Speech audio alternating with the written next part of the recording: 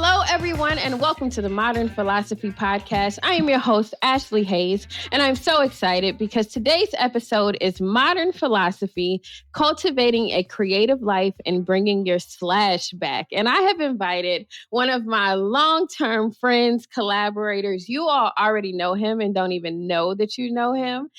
Asia Samson is a poet and spoken word artist, but Asia designed every single logo that you see, from the Modern Philosophy logo to the Ashlee Haze logo to the Philosophy Media Group. He has been my graphic designer, one of my creative collaborators for years. Let me give you Asia's formal bio. Asia Samson is a writer, poet, and part-time ninja. He has been seen on HBO Def Poetry Jam and has shared the stage with artists such as Janelle Monáe, Jill Scott, DMX, RIP, Most Def, Dead Prez, and KRS-One. Asia has worked with companies such as the U.S. military, Nokia, Disney, to write Love on Her Arms and Evolve. Asia has broken college booking records for the most booked poetry act in the college market, garnering the awards of APCA College Performer of the Year and 3 times APCA Spoken Word Artist of the Year. So without further ado, please welcome for the first time to the Modern Philosophy Podcast, which I can't believe, Asia Samson. Asia, it's good to have you. Hey, Ash. You know, like we're family, man. Like, it's so weird to have family read your bio because it's like you make it sound big, but then off the podcast, you're like, "Yeah, you just Asia." You know what I mean? Like, oh yeah, right? I tell anybody, I'm like, he's all right. He's okay. But Asia, so give my audience a little background. For those who don't know you, where are you from? I know that you are like from Cali and then also from Florida, and you got started with art younger, but you didn't start in poetry. So tell me a little bit about that and how you ended up in poetry. So originally, I'm from my mother's womb. But I was only there for like 9 months. She kicked me out. Same. Yeah. I think we're all from that kind of same spot. And then, I was born in the Philippines, moved to California, I think in 84 or so. I was like 6, 7 years old at the time. Pretty much grew up in California until I was 18, was getting into, then my parents got divorced. And I don't know what it was, but like I used to get like high grades. Freshman year, I was like freshman class president, but by junior year, I was just skipping school, and people used to make jokes. They're like, you know, Asia is like a went from freshman class president to junior class no show, right? Like I was just yeah, like I would just not show up, and then you know, and so my father had moved to Florida at that time, and so he was like, "You're moving here because if you don't move here, you're just going to continue down this path, and I don't want that." So I moved to Florida, away from everyone, didn't know anyone. You know, but then I was able to get my life kind of back on track, if you will. But as far as poetry and art, it's always been in my life. Second grade, when I first moved to from the Philippines, I was at my school book fair, discovered Shel Silverstein's Where the Sidewalk Ends. And that was my first intro into poetry. And I wasn't even drawn for it because of the poetry. I was drawn to it because of the illustrations. Right. Like I loved to draw. And so I bought it, started reading it, and then, you know, found a lot of entertainment behind his work. And then somewhere in junior high, I remember liking this girl, and, you know, a lot of girls kind of like just passed me because I was like this Asian kid with a bowl haircut type of situation, skinny. So this haircut, by the way, it's there somewhere. Matter of fact, while I do that, so as I'm doing that, so as I'm, you know, so I was like, well, how can I get this girl's attention? And so I wrote her a poem, and for some reason or the other, it went really well. Like she would giggle when she saw me, like, you know what I mean? And I was like, oh, there's something here, you know? And so I started writing poetry, and I never thought about performing it. And then I moved to Florida, as I said, and I was invited to an open mic at a college, performed there, got hooked. And then after I got hooked on that, started going every month.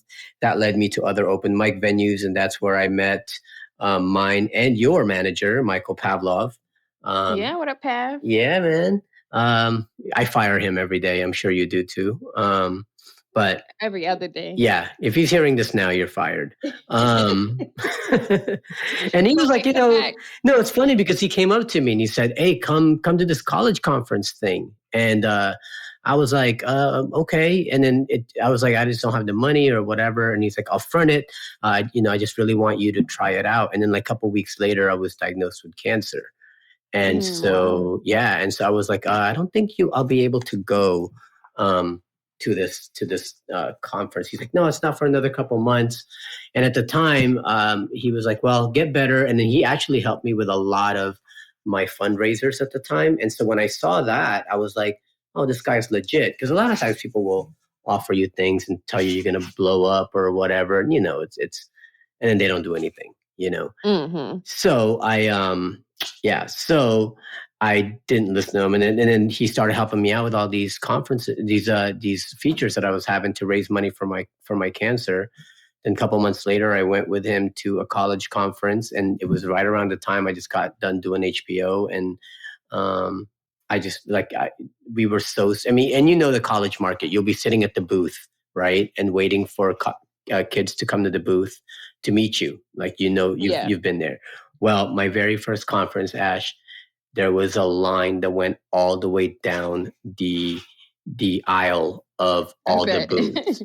And other agents had to come over to help fill out forms. Like it was that heavy.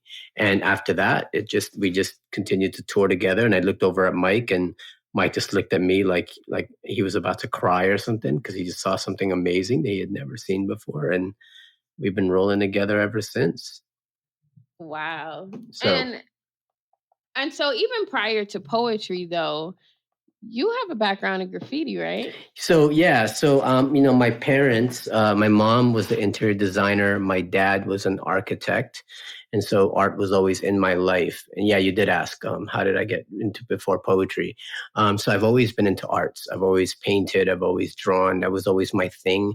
And so when I graduated high school, I went to Art Institute of Fort Lauderdale, learned how to do graphic design. So that was always my bread and butter. And it was until poetry became full-time.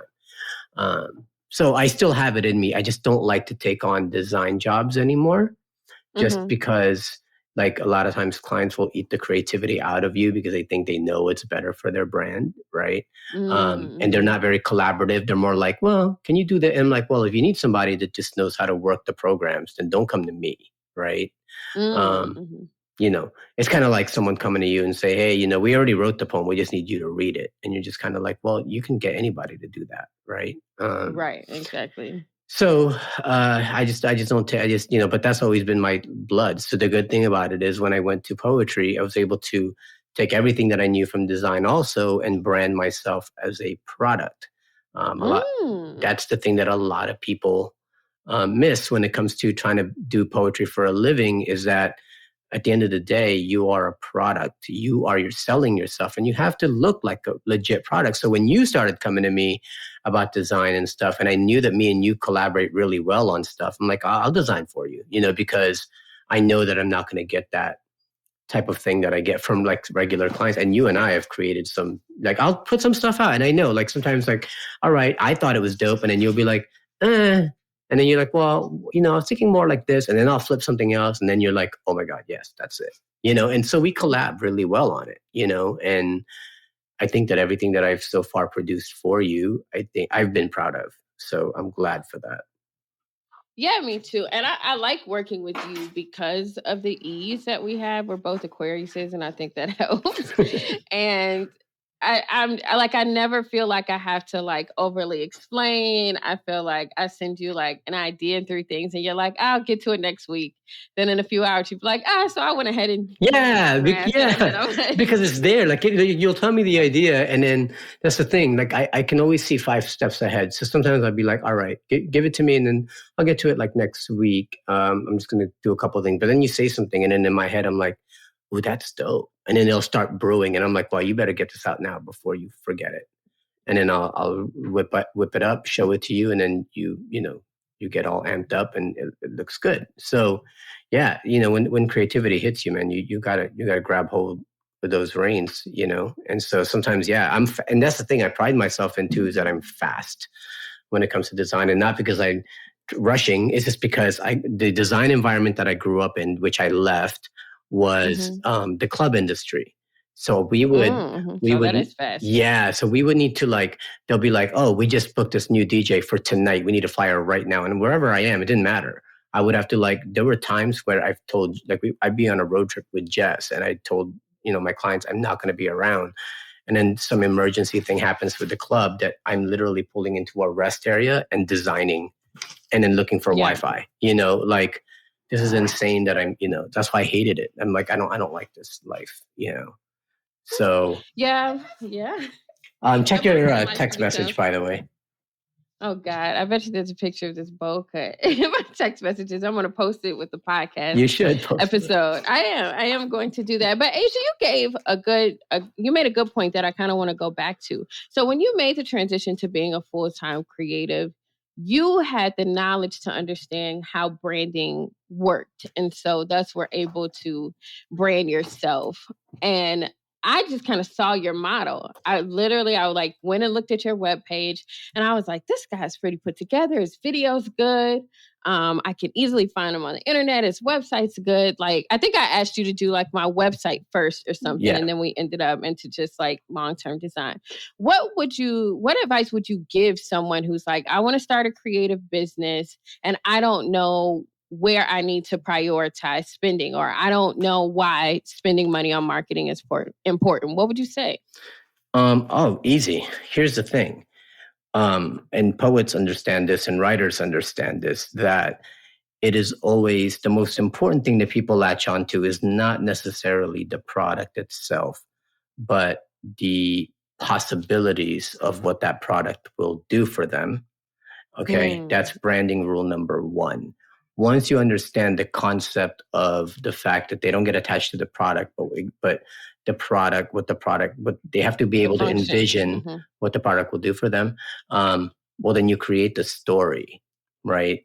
If you ever watch any Apple iPhone commercial, they're always telling you a story. And because what happens is then you then picture yourself in that story and you're like, that's why I need that phone. Right. It's not the phone and the features that's selling you. It's the possibilities of what the features are going to do for you, whether that's video, photo, whether it's texting, whatever.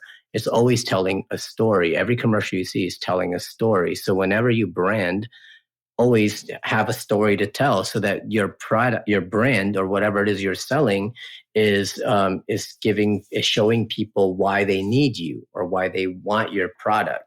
You can't just be like, but it's dope. Like, okay, that's why there's products out there that are just clever or whatever, that are really, really smart products. But guess what? They just end up on, infomercials or whatever, because it's just like, okay, yeah, that makes life easier. Yeah, sure. But I don't know why I want that, but if you sell a story, then people will buy into it. Like, there's not one product right now that's really, really popular that there wasn't a story that was behind it that they used to market it. So they need to focus their attention on figuring out what their product is and telling the story of what that product can do for their customers. Without that, I mean, you can't move forward in branding because you don't know what you're branding. You don't know how to brand it. A cool logo is a cool logo, but you need to establish those things first. And so when people see my website and they see my Instagram, or they see, I did that all strategically so that it's easy to find me online. And when they do find me and they see what I do, they're like, man, there's something here. It's so cohesive and put together. And then they listen to the poems, like there's a story here. And suddenly they can see why they need me at their university, or why they need to book me to write this next poem or whatever. Create the story, put your focus on that. There's other things like R&D, make sure that your product is good. It's not going to, malfunction on people, or that you have your show tight and good, that when they bring you to perform for them, that you're locked in, that you're professional. Those are important things. But a lot of times, a lot of these companies, when I used to work in design fully, design and marketing was the first thing to go whenever there were budget cuts. And I would be like, why? Yeah. Why? We can't really afford to market. I'm like, well, you can't afford to market. Now you just have a product that nobody knows about. And nobody to sell it to. Yeah. Exactly. So marketing should always be number one, because that's what's, you're better off over marketing and now you can't fulfill the orders and you're back ordered versus you have so much inventory and nobody even knows what to, no one knows about it. Right. So yeah. Marketing is and I everything. think I've talked about in previous episodes, like every year when I'm figuring out my budget and I'm like, who needs to be paid? I like start with marketing. I start with Asia, start with my video guy.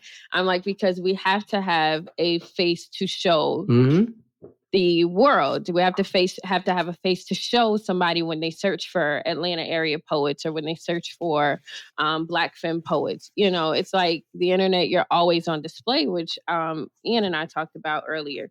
You're always on display. So having that front face and making sure it's clean is so, so important. And so Asia, I wanted to have this conversation about your slashes. And I'm so glad that we ended up going there, because you're a poet, you're a photographer, you're a designer, you do your own video, you're a leather craftsman. How do you cultivate all of these identities? You're fascinating to me because you always seem to be having fun and you always seem to be like figuring something out. And I love that. So how did you come into that and cultivate that freedom? It's hella fun because man, I can die one day and be like, I tried I get interested in a lot of things. But at the end of the day, here's the thing. People are like, you're into all this stuff. How? And I'm like, because at the end of the day, I really just have a story to tell, and I'm just looking for the best medium to tell that story. That's it. It's as simple as that. So sometimes I see something and I need to tell the story, but a poem ain't going to cut it, but a photograph will. And then I want to tell this other story, but a photograph won't cut it, but film will. And sometimes that won't cut it, or, the leather crafting stuff, I love doing leather crafting just because I'm creating something, but it's more like the old lady that knits type of thing. So it's kind of like, I just like doing it just because it's calming, right? So I can think of other ideas, like big ideas, while I'm doing leather crafting, because it's kind of somewhat mindless, but also challenging enough. You got to figure stuff out. So that's the only reason why I do that. And that really just stemmed from when I was releasing my album Touch years ago. I wanted to give out a special edition, one that was wrapped in leather. And so I asked a friend of mine who did leather crafting. He's like, you can learn that yourself. It's not hard. You're looking for just a pocket, right? I'm like, yeah.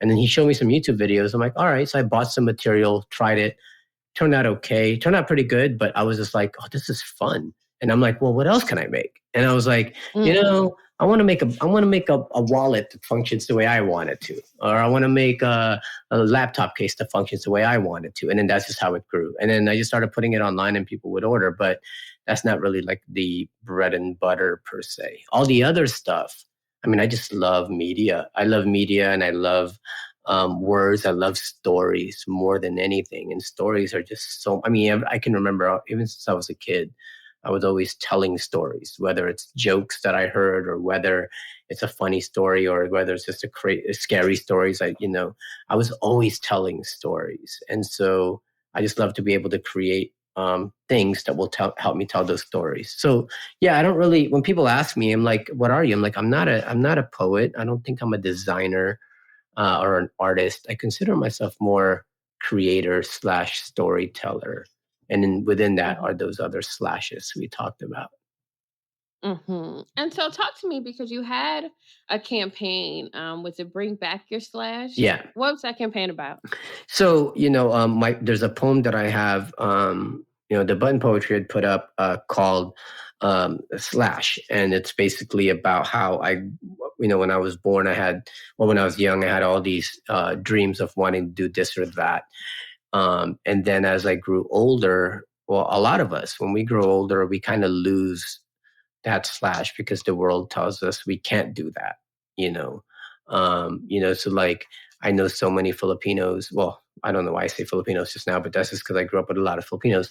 But I would know a lot of Filipinos who oh man, I really want to do this. I want to be a break dancer. I want to be, I want to get into import car racing or whatever. And then years later, I'm like, hey, so are you still racing cars? Like, no, man, I'm in nursing school right now.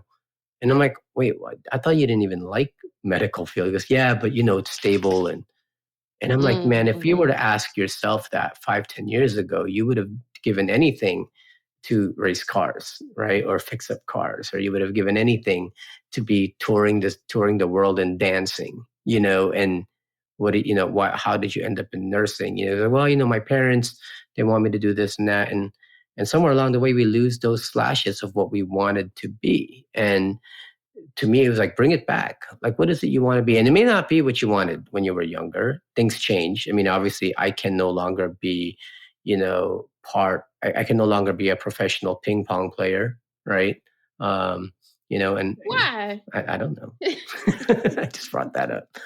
I mean, okay, Ashlee, if you think I should still try to join the NFL, okay, I'm going to do that tomorrow. Absolutely. Absolutely. And then you're going to hear in the news, it'll be like Asian poet, now a paraplegic. Lord have mercy. Why did I say that? I mean, like, Asian did go, at least he went and tried it. Obviously there's reality, right? Like, and you have to know what you're capable of. You can't fool yourself and be like, I'm gonna be this, and you're not even that good, and you're not willing. Yeah. Well, not saying that you're not good, because you can still get good. It's just so that how much work are you willing to put in to be that thing, right? But sometimes people work so hard at being the thing they didn't want to be, when they could have put that same energy into being who they should be. And so I live by that. And I live by it now too. I was stuck for a minute, and it was funny. I got stuck once I activated poetry as my full-time creative business. Then I was like, okay, I'm a poet. And then I was like, but hey, like, you like philosophy. Yeah. You got a whole degree in it. So maybe you don't just have to sit that down. Right. You can activate these other parts of yourself. And now, I've added producer to my slash because I watched you do it, and I realized that, I had a knack for it. And so it is a principle that I take. And if you're listening to this, I hope you take that with you, that you find your slash and that you bring it back, really, because you've always probably had things. Like, I meet people all the time who's like, I used to be a poet, and I thought I wanted to be a poet one day. And I'm like, well, just pick up your pen and write. I mean, just do the thing. What I loved seeing in you lately too, I have loved seeing these different facets that you've been putting into your plethora of interests. Like I've seen you like, Asia, I need a logo for this. And I'm like, well, this day you were asking for a logo for, your baking company. And then now you're asking for a logo for your philosophy media company. And I'm just like, that makes me proud, because it's like, there are so many ways to tell a story. There are so many ways to, I hate to say make a living, but there's so many different things about us. I watched this one-man show. If you ever get a chance to, I just watched it the other day.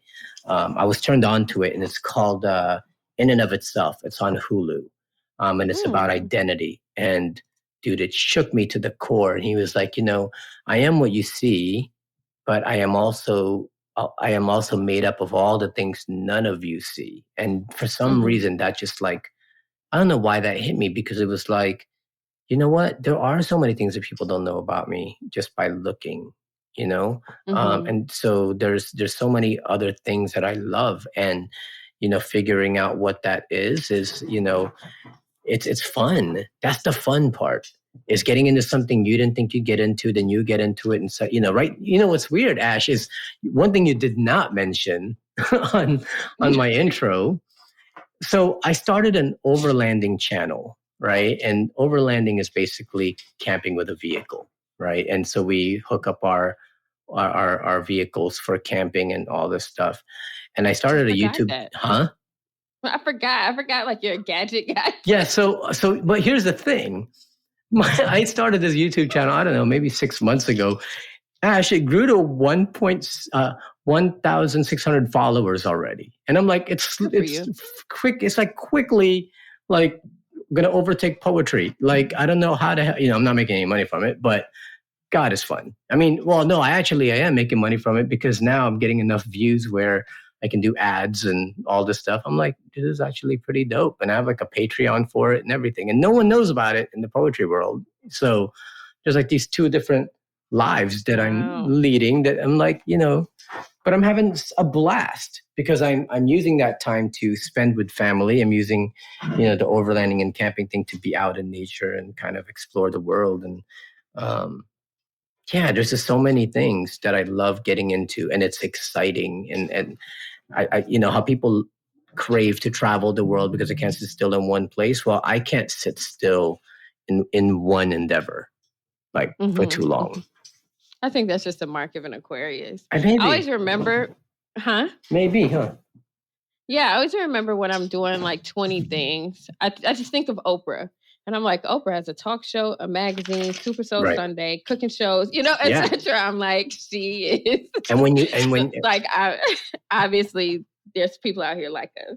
And when you look back at your life, Ash, when you look back at all the things that you got into, you're going to see a portfolio of work that even if you think they're so different and apart from each other, they are still undeniably you.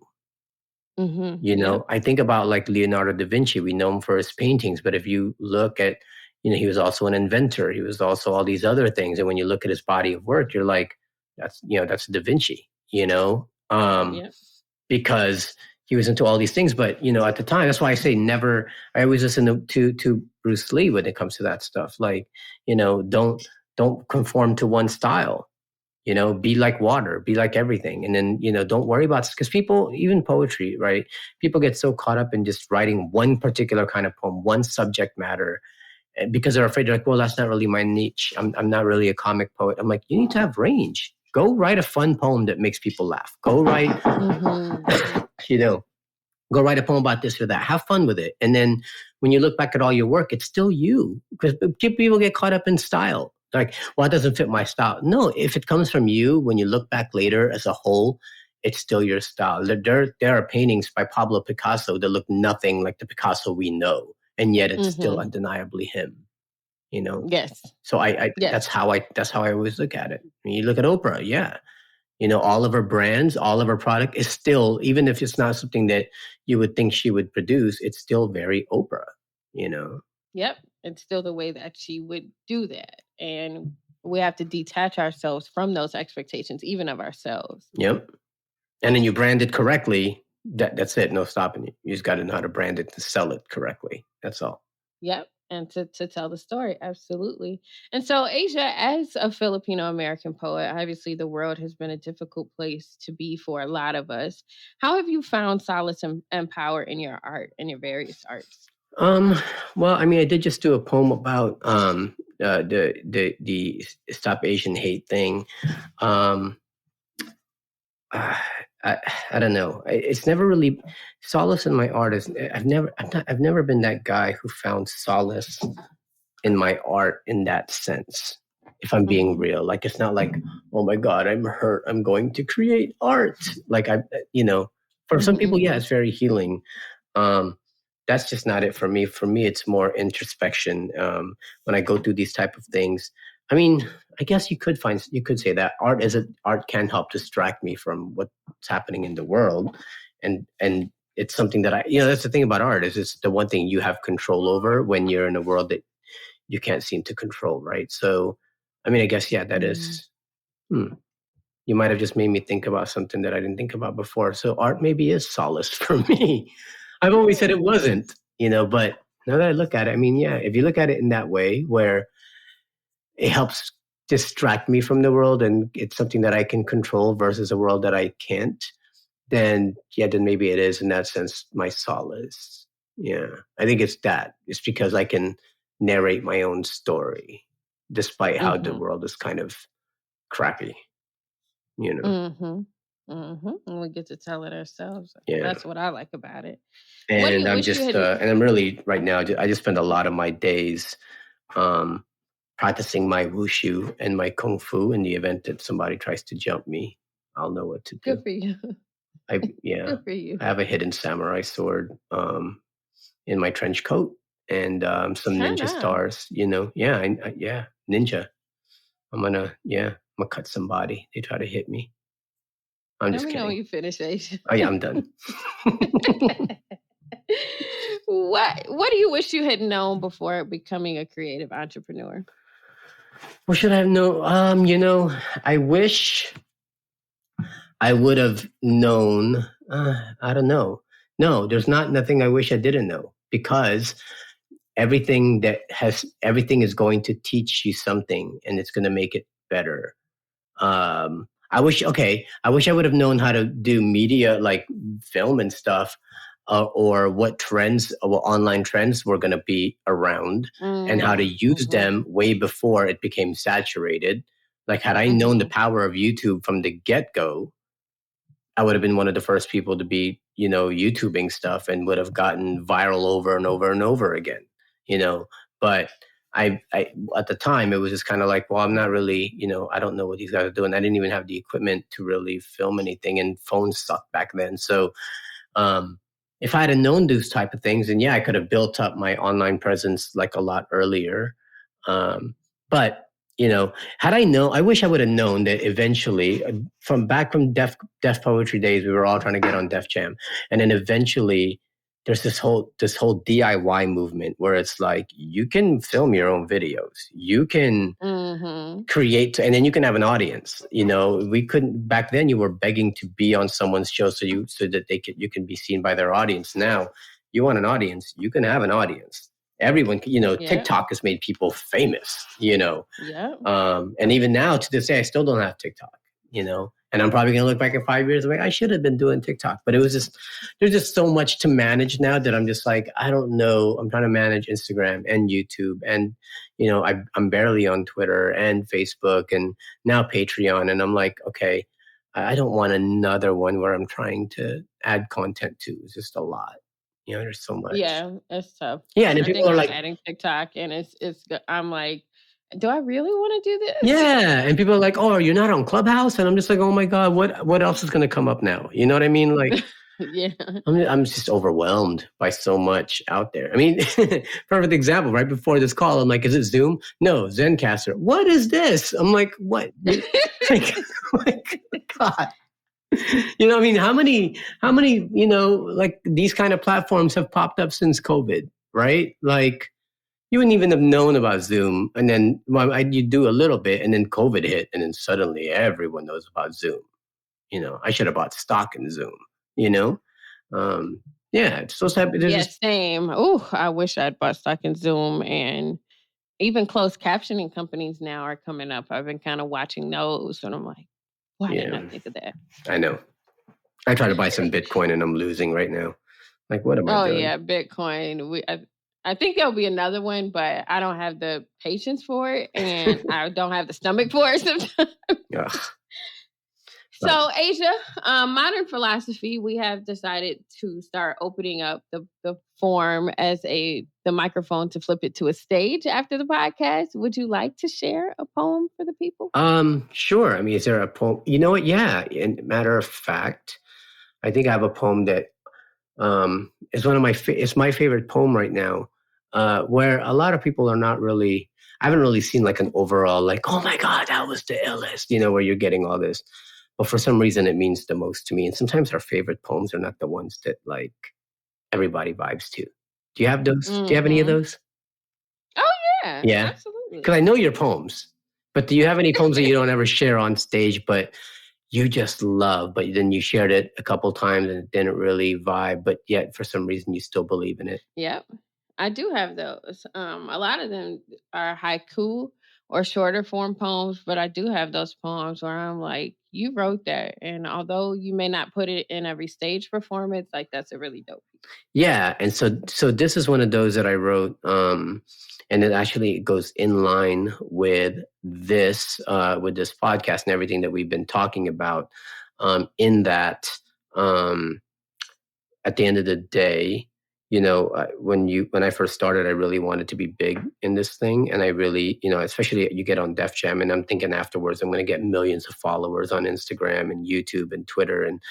that didn't happen, and then, I hoped that I would, I mean, I did get a career, but at the end of the day, I thought it would be like bigger than that. And then, then cancer happened, and then my wife had, the miscarriages she had, and then we had a kid, but then our kid, has had his own issues as well, being born with neurofibromatosis and all these challenges that comes with that. And, and then at the end of the day, you start to realize what's really important, because fame and money and all this, people always say to me, like, oh man, AJ, you're so successful. You did so much in poetry and you made a living. I'm like, yeah, cool. But money is fleeting. And this too. Like, colleges you'll be killing it one year. And then next year, you're like, the next year you'll be where like, the hell am I paid? Yeah, I need a job. And then the next year after that, it picks up again. And I'm like, it's a hustle. And people think that it's not. Like, people like glorify what we do. They want it for themselves, and you have to tell them, you may not necessarily want. You have to have a stomach for what we do. Like, you really do, because you're gonna have to hear rejection a lot. You're gonna have to fail a lot. Yep. You're gonna have to wonder why the cheaper poet got booked over you a lot. Yep.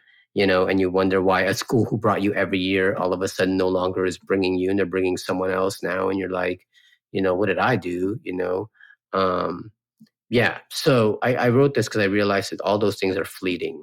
But what's not fleeting are the people that will always be behind you. Like with you, especially if you ever stop doing poetry and or you weren't doing what you're doing anymore, I'd still be there for you. You know what I mean? Like, you're still my homegirl. Like, you need something, I got you. Like, it's more than an admiration thing now.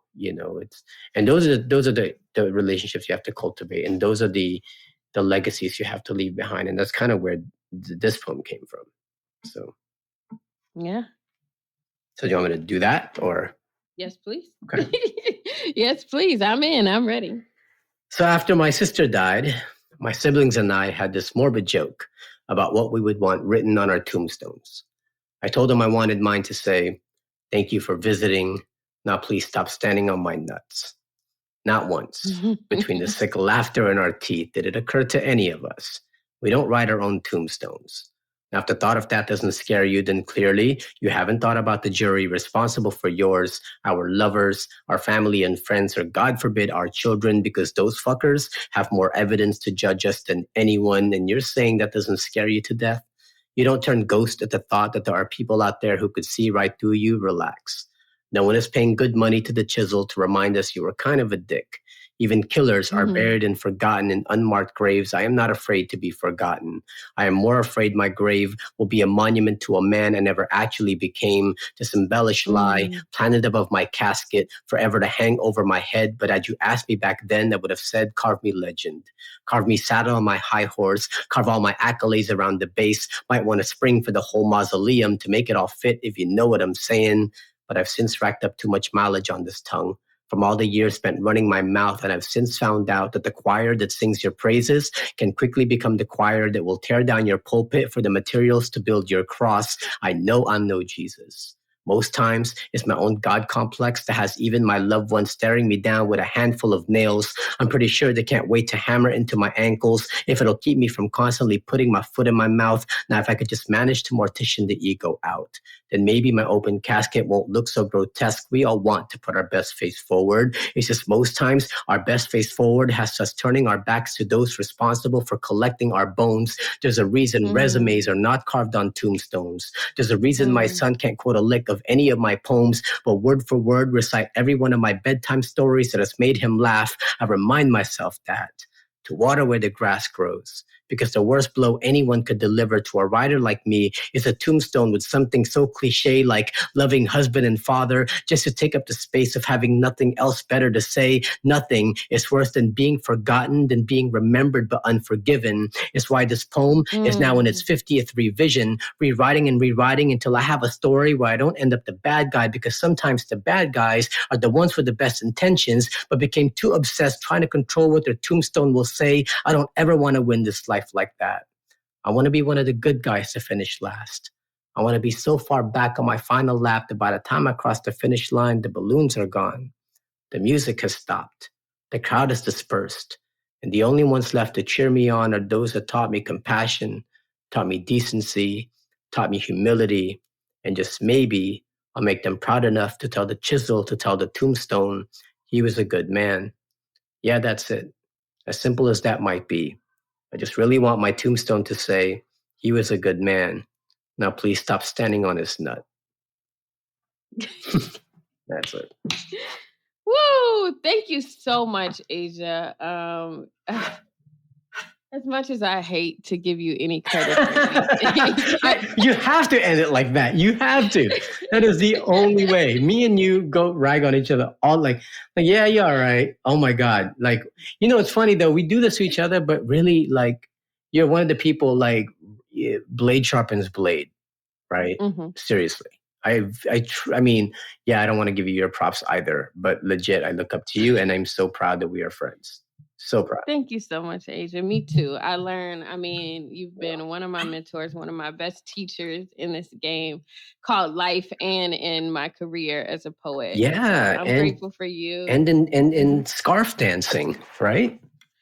and we're back again, everybody. And that was short-lived. But thank you so much, Asia. Thank you for all of your insight, for your modern philosophy on what it means to be a creative, live a creative life, and to bring your slash back. Thank you for that brilliant work. Where can people find you? TheAsiaProject.com. That's The Asia Project. Not The Asian Project. If you go to TheAsianProject.com, it's a website that sells bowls and noodles. That is not me. And I'm not even kidding. I just don't want people to think, oh, he has that hustle too. No, I'm like, seriously, that's not me. TheAsiaProject.com. From there, it'll lead you to all of our online stuff. You can stream my music, Spotify, YouTube, on Spotify, Amazon, Apple Music. And, there's also links there for our YouTube channel, and as well as all my social media stuff is on there. My tour dates are on there. So just go on there and you'll get everything you need to know. Well, you all make sure you follow Asia, catch Asia at theasiaproject.com. Make sure you book Asia. Make sure you follow Asia's creative pages. Thank you all so much for tuning into the Modern Philosophy Podcast. The song of the week is the Rough Riders Anthem by the late DMX. Thank you so much for tuning into Modern Philosophy, where together we are learning better, doing better, and being better. I'll see y'all next time.